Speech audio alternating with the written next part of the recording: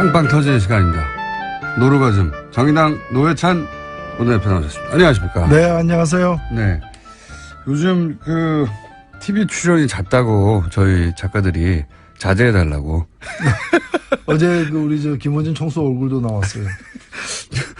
뉴스공장에만 나오셔야 되는데, 예, 최근에 어제는 냄비 받침이라고 하는 예. 예능 프로그램에 나오셔가지고 지나치게 빵빵 터뜨려서 네. 여기서 한 내용이 또 그게 재방송됐어요.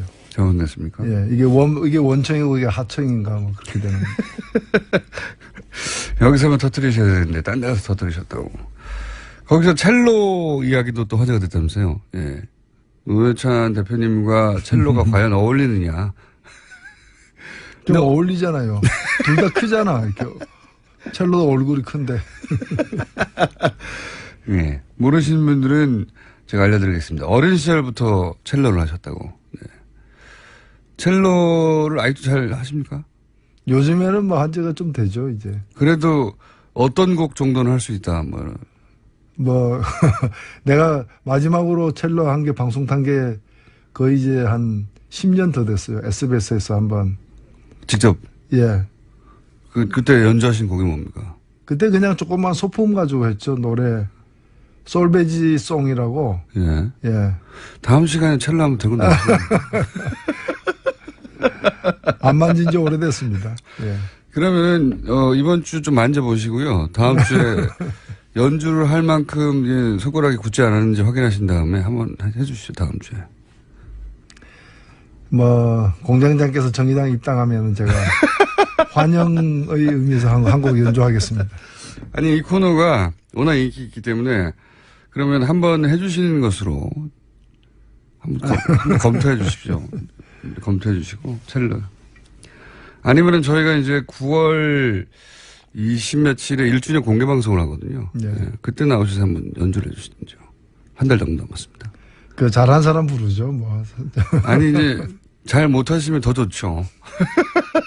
이 정도 가지고 첼로를 한다고 그랬냐고 막 저희가 화를 내고.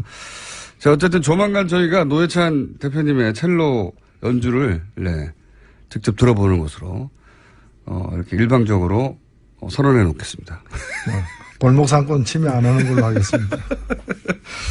자, 이번 주도 한 주도 많았습니다. 우선 오늘 저희가 김명수 대법원장 후보자 지명에 대해서 김명수 대법원장이 후보자가 어떤 분이냐고 이정률 전 판사 같이 활동한 얘기 여쭤봤었더니 차분하고 굉장히 친화력이 높은데 사법개혁 의지는 아주 높은 분이다. 네. 이렇게 표현을 하셨던데. 네, 아주 존경받는 판사고요. 평생 재판만 본인 말대로 31년간 평생 재판만 한 분이에요. 그러니까요. 예. 재판만 한 분이고 굉장히 이 평판이 좋은 분입니다. 그리고 굉장히 강직한 분이고요. 그래서 당연히 대법관 후보도 돼야 되는 분인데 예. 사실 대법관 후보에 거론됐지만 최종 후보에는 빠진. 그래서 어찌 보면은 지금 양승태 대법원장에 의해서 대법관이 안 된 사람 이렇게 평가해도 됩니다. 그러니까 대법관을 건너뛰고 대법원장이 되신 첫 번째 사례예요. 그런데 그거는 건너뛰었다고 볼 수 없는 것이 예. 우리나라 관례가 세계적으로 보더라도 좋은 관례는 아니거든요. 미국 같은 경우에는 대법원장이 대법관 아닌 사람이 바로 됩니다. 예. 그렇기 때문에 대법관 아닌 사람은 대법원장 될 자격이 없는 것도 아니고요. 그리고 오히려 그간의 대법원의 잘못된 관례로부터 자유로운 분이다. 그게 물들지 않고 거기에 공범으로서 이렇게 일조하지 않은 그런 어떤 강점이 있다고도 볼 수 있기 때문에 그건 아무 문제가 안 된다고 봅니다. 기수도 확 낮아질 거라고 얘기들 하던데. 근데 지금 대법관 중에는 이 김명수 대법원장 내정자보다 더 낮은 사람들이 있어요.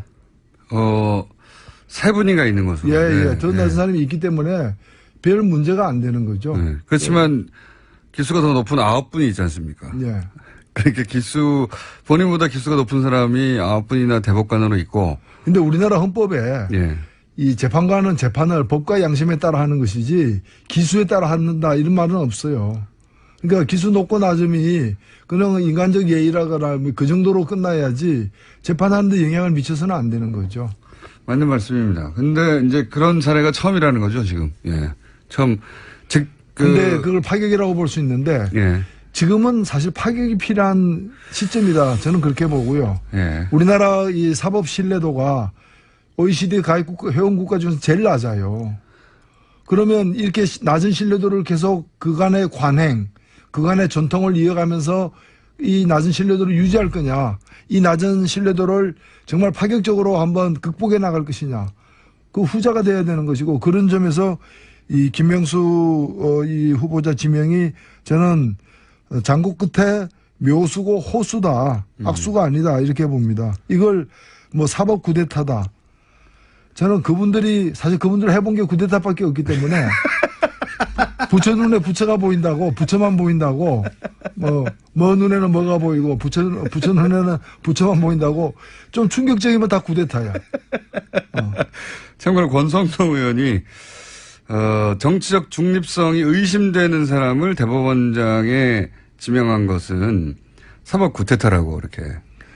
정치적 중립성이 의심되는 거는 현 양승태 이 대법원장 체제예요. 원세훈 그 전 국정원장을 갖다가 그 무죄 판결하고 이런 게 누굽니까? 그렇죠. 네. 그런 사람들이 정치적 중립성이 의심되는 거죠. 매우 양심적인 사람 보고 양심이 편향돼 있다. 이렇게 얘기할 수 있어요. 어쨌든 사법 구태타라고 비판을 했습니다만은 노회찬 대표님은 구태타밖에 해본 적이 없어가지고 구태타라고 표현한다고. 예. 그리고 반박했습니다. 정치적 중립성이 의심되는 그런 건 어떤 건가 하면요. 이 대법원에 보면은 법원 행정처라는 이제 예. 우리 그 정부로 행정부로 치면 내각과 같은 예. 기구가 있습니다. 예. 인사도 하고 하는 거. 법원 행정처장은 예. 대법관 중에 한 명이 그걸 맡아서 합니다. 예. 그래서 실무는 누가 하냐면 차장이 합니다. 예. 법원행정차장. 이 법원행정차장을 거치면은 대법관 승진의 1순위예요. 엘리트 코스. 엘리트 예. 코스입니다. 예. 이 법원행정차장 임종헌이라는 사람이 그만뒀는데 예. 이 사람이 2016년 1년 동안에 예. 우병우 민정수석과 수시로 빈번하게 통화한 내역이 검찰에 의해서 특검에 의해서 확인됐어요. 네. 아니 이 법원행정차장은 주로 어떤 사람인가 하면은 대법원장의 정치적 비서실장입니다. 예. 대법원장의 정치적 비서실장이 대통령의 비서실장 격인 민정수석과 예. 빈번하게 수시로 뭐 연인 관계도 아닌데 부부 관계도 아니고 친구 관계도 아니고 사업하는 관계도 아닌데 이 양쪽 대법원장의 비서실장과 청와대 민정수석이 그렇게 빈번하게 통화할 이유가 뭐가 있습니까? 그러니까요. 이게 재판을 가지고 거래를 하고 법원 인사에 영향을 미치는 그런 내용이 아니라면 이렇게 통화가 잦을 이유가 없는 거거든요. 예. 이런 게 정치적 중립성을 현저하게 해친 그 증거가 되는 겁니다. 그런 걸 안 하기 위해서 그런 걸 평생 안 해본 사람을 갖다가 임명을 했는데 그리고 이 김명수 그 춘천지방법원장을 지낸 분은 네. 춘천지방법원장을 하면서도 다른 법원장과 달리 재판을 갖다가 누구에게 어떤 사건을 맡기고 하는 일을 법원장이 지시를 하지 않고 서로 토론해가지고 정했다고 합니다. 저는 그런 데서 이미 드러난 딱 지금 시기에 딱 꼭 알맞는 그런 인사다라고 생각됩니다. 기자들 만나러 지하철 타고 왔다고 해요. 네. 그거는 제가 볼 때는 그 굉장한 어떤 그분이 그냥 뭐 교통비 아끼려고 그렇게 한 것이 아니라 그간의 관행과 예. 관행에 이제 강하게 맞서겠다라는 의지의 표현이라고 봅니다. 자, 그런데 대법원장은 그렇지만 이제 국회 동의가 필요하지 않습니까? 네. 예. 야당이 다들 반대해버리면 어떡합니까? 통과가 될까요? 어떻게 보십니까? 통과가 되어야죠. 야당들도 저는 야당은 뭐 반대하는 게 야당입니까? 그렇지 않거든요. 그리고 그 제왕적 대통령제 고치자고 여야를 가릴 것 없이 개헌특위에서 이구동성으로 입을 모으고 있는데 그런 걸 갖다가 타파할 수 있는 굉장히 적임자가 나타났는데 그래도 오래간만에 나타났는데 그럼 이 양승태 같은 지금 뭐 법원 내에 그 말 안 듣는 그게 상부의 지시에 따라서 이렇게 재판하지 않는 사람들 있죠. 오로지 법과 양심에 의해서 재판하려고 하는 사람들 그런 사람들을 블랙리스트로 만들어 가지고 차별하던 예. 그런 지금 양승태 같은 사람을 갖다가 계속 쓸 거냐 이거예요. 아무리 야당이라도 도대체 어느 나라의 야당이냐. 그 분명히 밝힐 필요가 있습니다. 이 시점에 저희가 양승태 대법원장의 반론을 듣고 싶은데 서변을 하겠지만 응해 주실지 모르겠네요. 자, 사법부 블랙리스트는 어떻게 생각하십니까? 이게 지금까지 특검이 다뤘던 블랙리스트는 청와대에서 했던 블랙리스트를 말하는 거고 사법부 내에도 블랙리스트가 있다고 그래가지고 사법부 내에서 큰 혼란과 논란이 됐죠. 예. 이게 이제 지금 방금 말씀하신 대로 법원 행정처에서 블랙리스트 판사들의 성향을 분류해서 블랙리스트를 관리해 온 것 아니냐라고 하는 의혹이 터졌지 않습니까? 엊그제 법사위에서 법원 행정처장이 나와가지고 법원 행정처장에게 사법부 블랙리스트가 담겨 있는 예. 컴퓨터를 왜 공개하지 않느냐, 예. 왜 조사하지 않느냐고 네네. 하니까 그 컴퓨터는 업무용으로 쓰고 있기 때문에 조사할 수가 없다라는 거예요. 그러면 안종범 수첩은 업무용 수첩이지 그게 그러면 뭐 사교용 수첩이었습니까? 대한민국에 컴퓨터가 한 대밖에 없습니까, 그리고? 그러니까, 그렇죠. 네. 뭐 대법원에 컴퓨터 한 대밖에 없습니까? 카피 페이스트는 없나요? 그리고 블랙리스트의 존재 자체를 갖다 시인하지 않고 있어요. 예. 그러면 그동안에 지금 그것 때문에 그 부장판사, 인천지법의 부장판사 한 사람이 사표를 냈습니다. 근데 그 사표를 갖다가 그러면서 강하게 양승태 대법원장이 진실을 밝히라고 요구하면서 사표를 냈는데 그 사표를 수리도 안 하고 있어요. 그러니까 이 블랙리스트는 딴 데 있는 게 아니라. 그리고 또 한 분은 13일째 단식 중에 있어요. 예. 저희 방송에도 직접 현직 판사가 나와서 이 사안에 대해서 얘기한 적이 있습니다. 그러니까 그 법원 행정처에 그 특정 PC에 고스란히 들어있는데 그걸 왜 조사를 안 하냐는 겁니다. 계속해서 주장하는 바는. 탁하고 쳤더니 억하고 죽었다는 식으로 물건은 사실을 인정하지 않는 것처럼 이 블랙리스트가 존재하는 걸 인정하지 않고 있고 이걸 갖다가 공개하라고 하면서 지금 한 판사가 현직 판사가 13일째 지금 단식하고 있어요.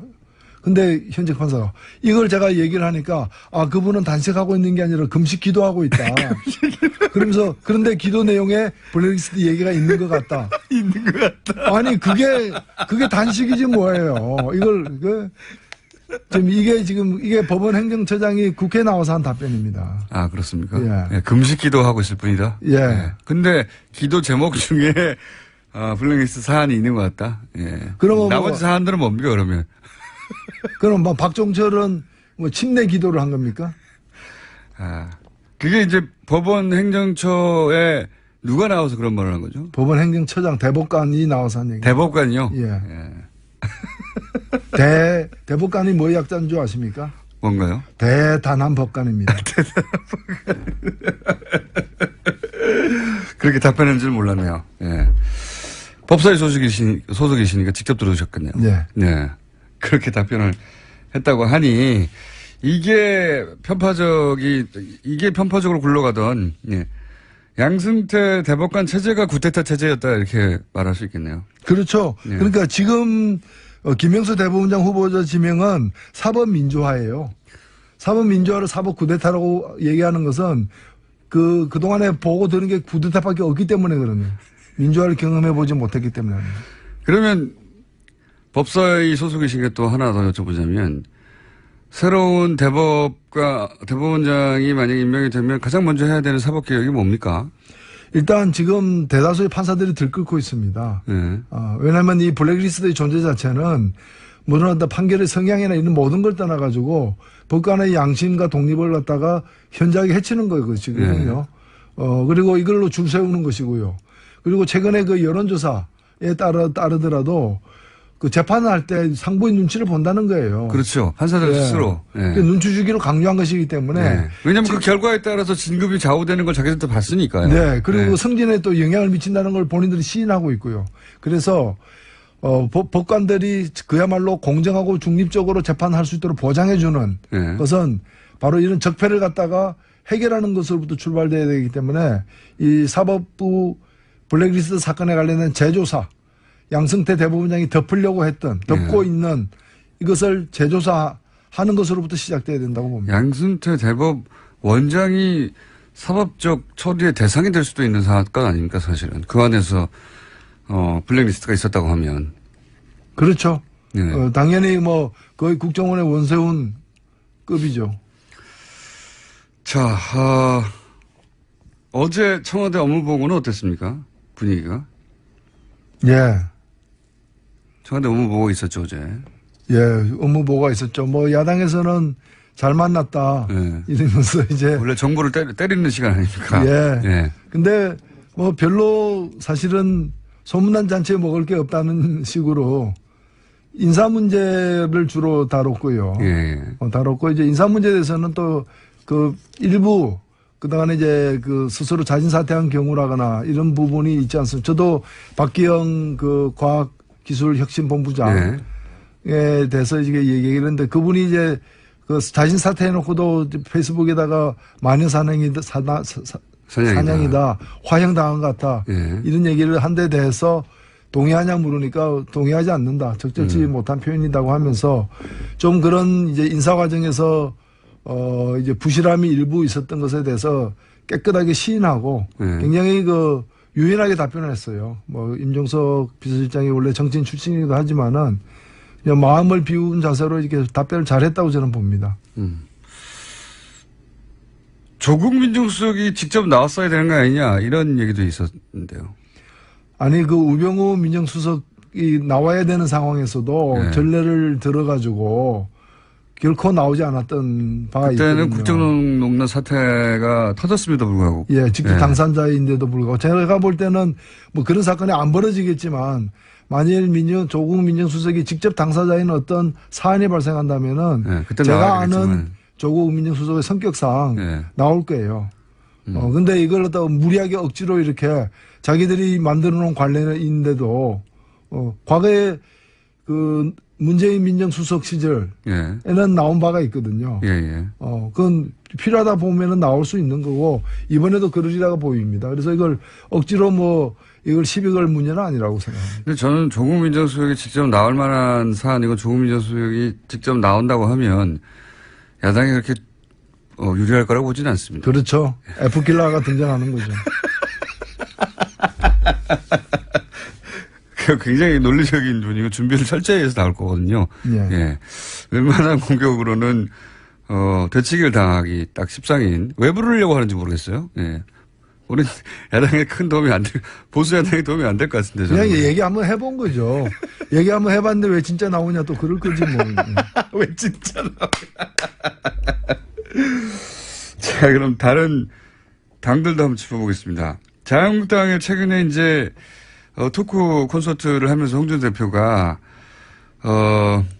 박근혜 전 대통령 출당 얘기도 하고 또 친박 청산 얘기도 하면서 이전까지 태도가 또 한번 바뀌었습니다. 물론 네. 뭐 대선 후보 때 한번 그런 얘기 했다가 다시 들어갔다가 대표 나올 때 그런 얘기 또 꺼냈다가 다시 들어갔다가 다시 나왔어요. 예. 이번에 이 출당 카드와 친박 청산을 꺼낸 이유는 뭘까요?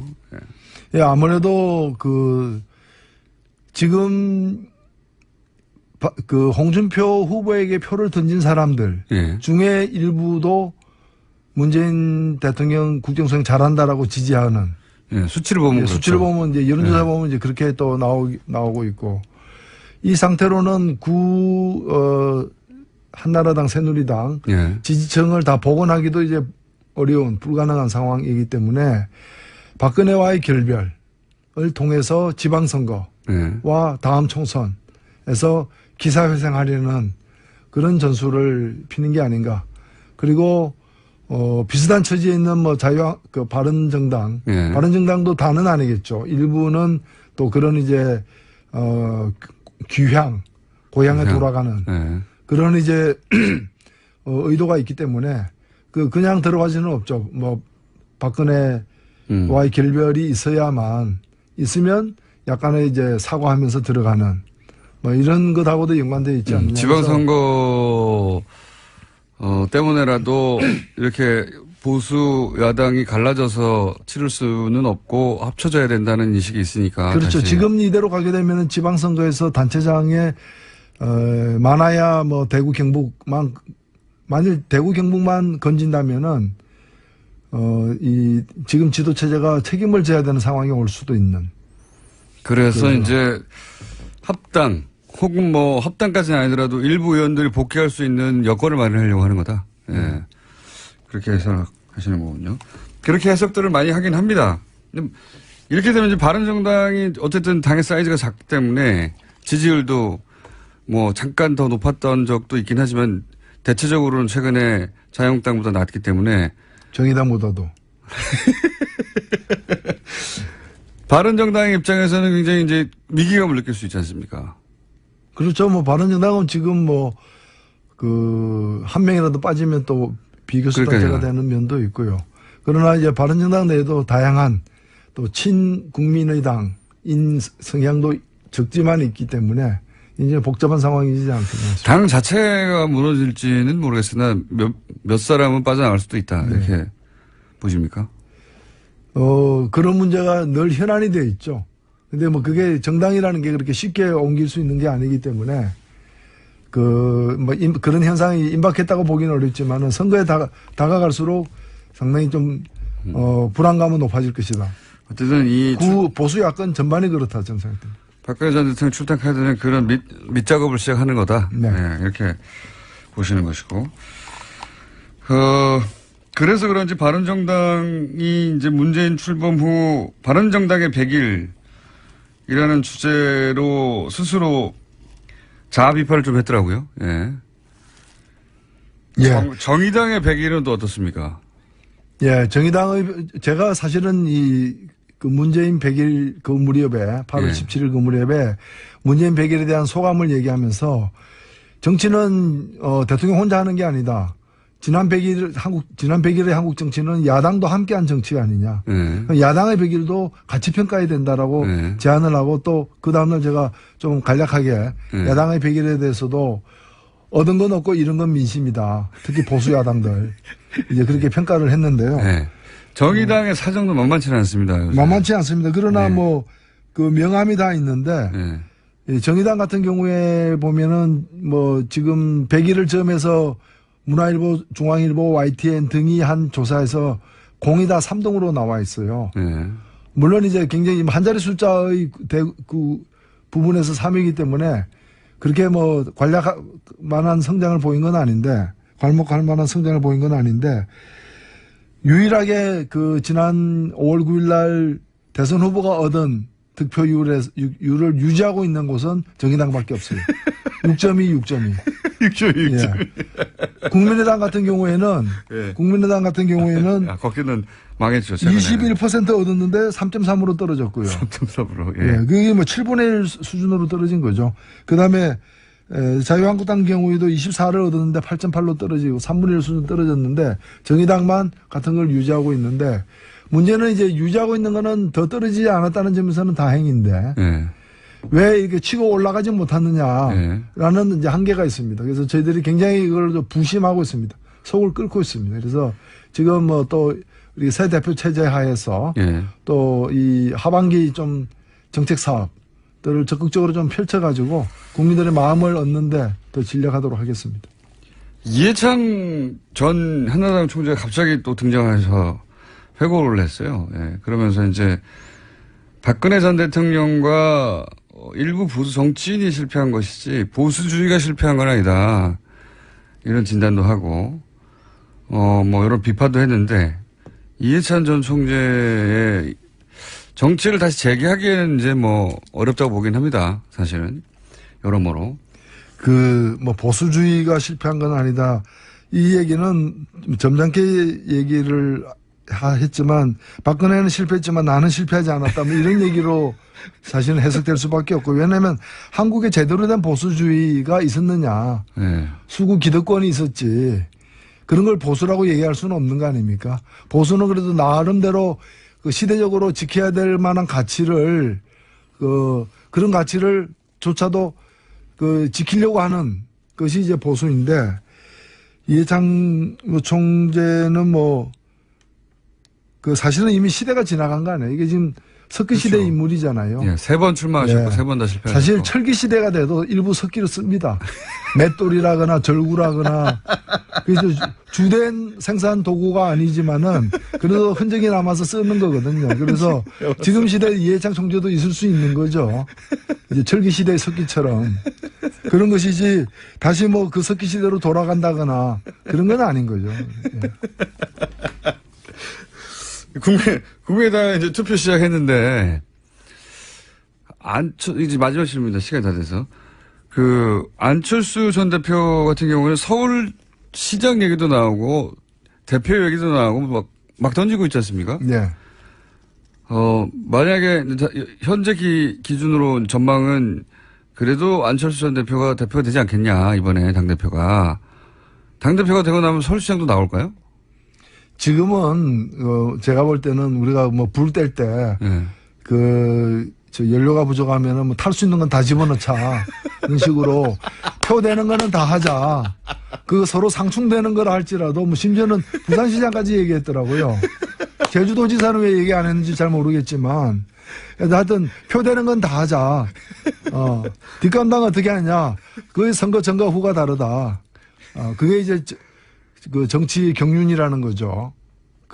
그래서 네. 그렇게 큰 의미 부여할 건 아니라고 봅니다. 그래요? 예.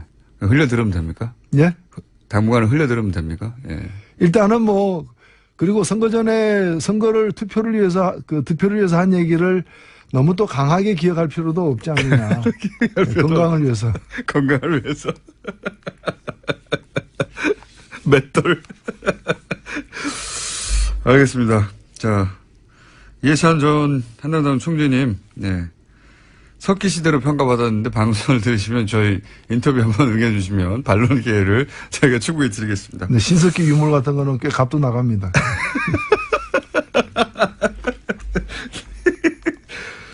여기까지 듣겠습니다. 지금까지 정의당의 노회찬 원내대표였습니다. 감사합니다. 네, 감사합니다. 극복해 나갈 것이냐.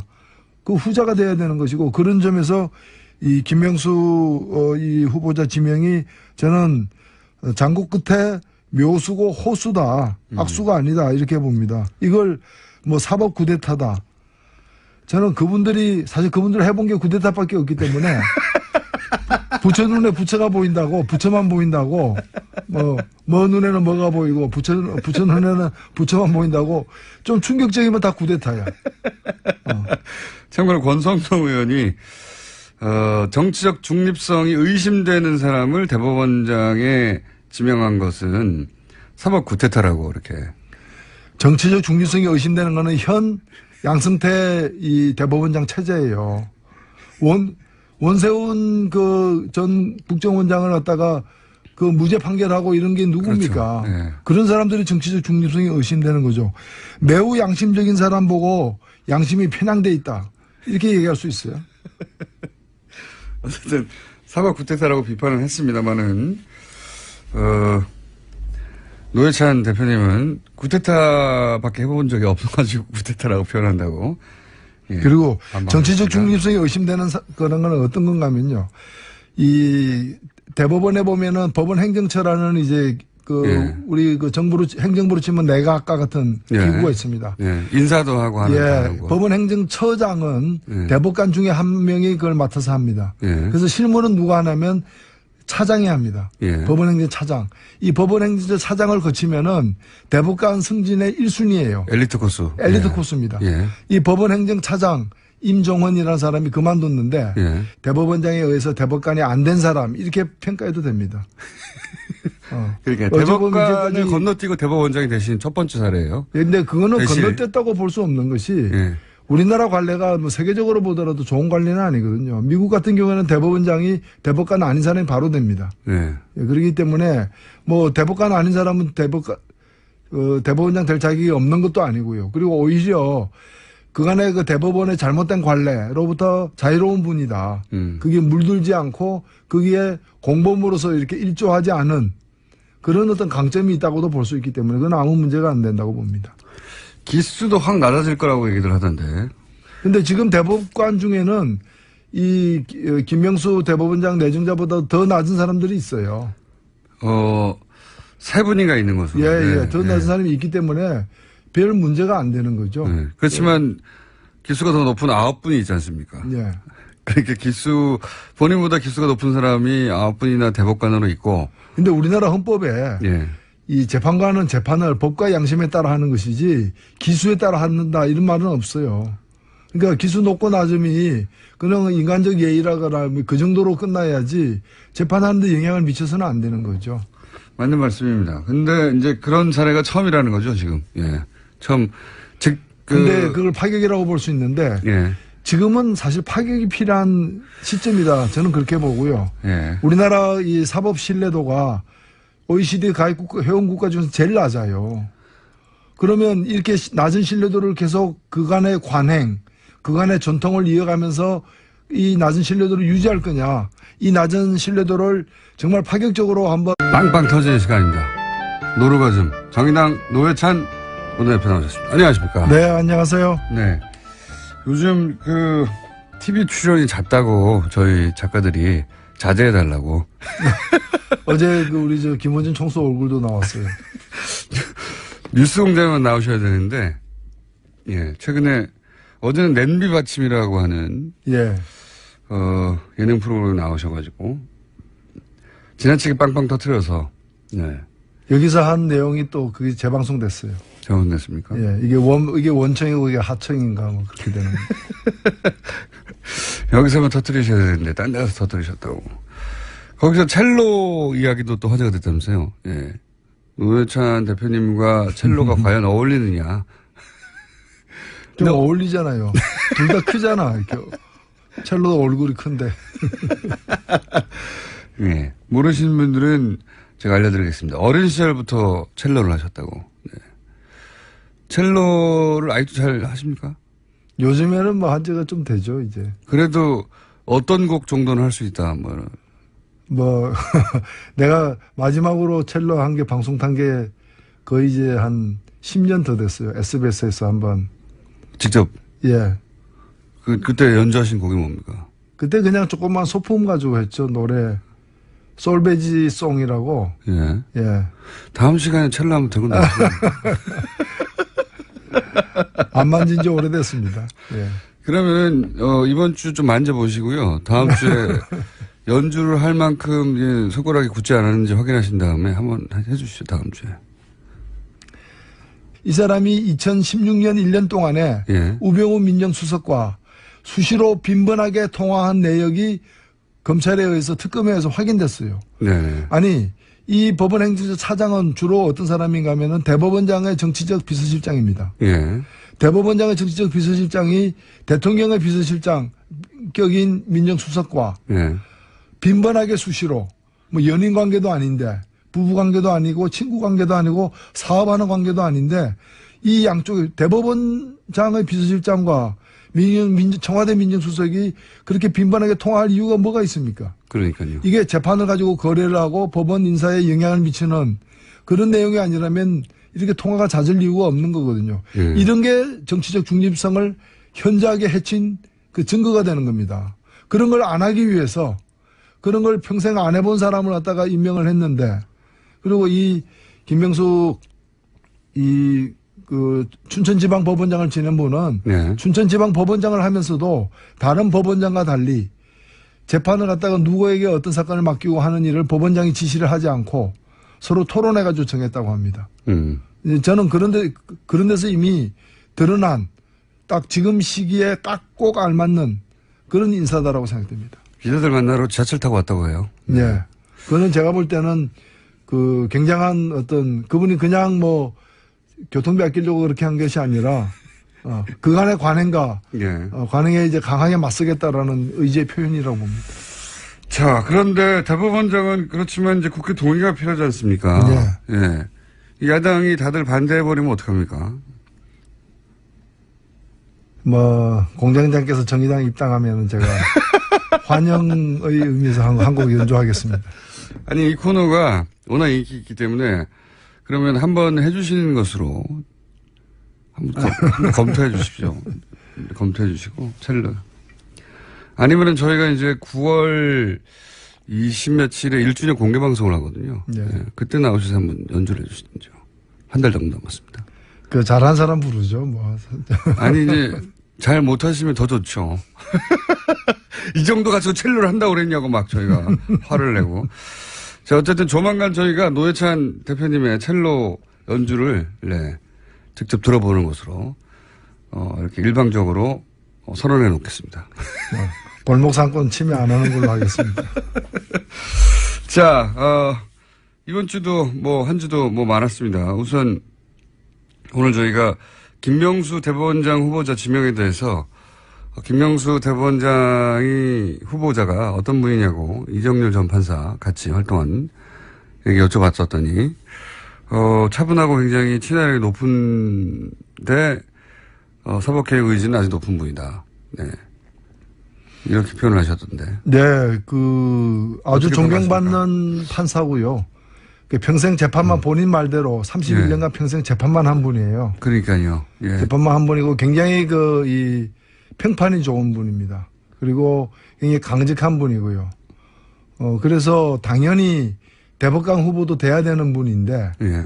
사실 대법관 후보에 거론됐지만 최종 후보에는 빠진.